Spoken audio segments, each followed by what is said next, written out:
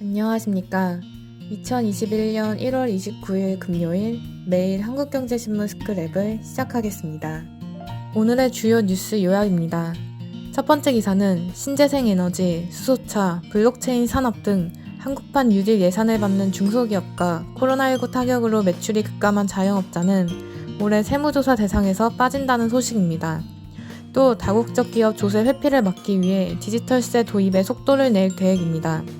디지털세는 특정 국가의 고정 사업장을 따로 세우지 않아도 온라인 플랫폼 등으로 돈을 버는 기업에 매기는 세금으로 회사 위치와는 상관없이 기업이 실제 돈을 버는 곳에서 해당 국가가 매출의 일정 부분에 세금을 매기자는 취지로 도입이 논의되고 있습니다. 두 번째 기사는 게임스톱 공매도로 미국 헤지펀드들이 초대형 손실을 본 이번 사태는 젊고 똑똑한 개인 투자자의 증가가 소셜미디어의 힘과 결합되어 나타났다는 소식입니다. 과거 개인들은 헤지펀드 등 기관의 정보력과 자금력에 밀려 돈을 잃기 일쑤였습니다. 블룸버그 통신은 칼럼을 통해 게임스톱 사태는 돈 버는 기계 월가 금융회사에 대한 분노라고 진단했습니다. 개미들이 집단 행동에 나선 건 욕심보다는 2008년 글로벌 금융위기 때부터 누적된 월가에 대한 분노 때문이란 것입니다. 세 번째 기사는 금융위원회가 은행 지주회사와 은행들의 배당 성향을 20% 밑으로 낮추라고 권고했다는 소식입니다. 배당 성향은 당기 순이익에서 총 배당금이 차지하는 비율로 배당 성향을 낮추면 주주 배당이 줄게 됩니다. 지난해 4대 은행 지주사의 배당 성향은 25에서 27% 정도였습니다.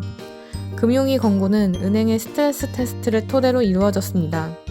1997년 외환위기보다 가혹한 경제적 충격이 닥치고 장기 침체로 빠져드는 L자형 시나리오에서 상당수 은행이 배당 제한 기준을 통과하지 못했다는 게 금융위의 분석입니다. 금융위 관계자는 코로나19가 장기화됐을 때 일부 은행의 자본 여력이 충분하지 않을 수 있어 당분간 보수적인 자본 관리가 필요하다고 설명했습니다.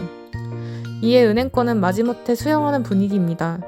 관치금융을 우려하는 목소리와 함께 주주들로부터 거센 항의를 받게 된다는 의견도 나오지만 코로나19 상황에서 손실 흡수 능력을 키워야 한다는 공감대도 형성되고 있기 때문입니다. 네 번째 기사는 지난해 전국 7대 도시 시내버스에 투입된 혈세가 사상 최대인 1조 6,700억 원에 달한 것으로 집계됐다는 소식입니다. 인건비 등 운영비용 증가와 장기간의 버스요금 동결, 신종 코로나 바이러스 감염증에 따른 이용객 급감 등이 맞물린 결과입니다.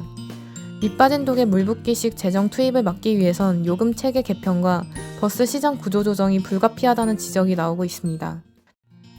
그럼 이상으로 오늘의 매일 한국경제신문 스크랩을 마치겠습니다. 들어주셔서 감사합니다.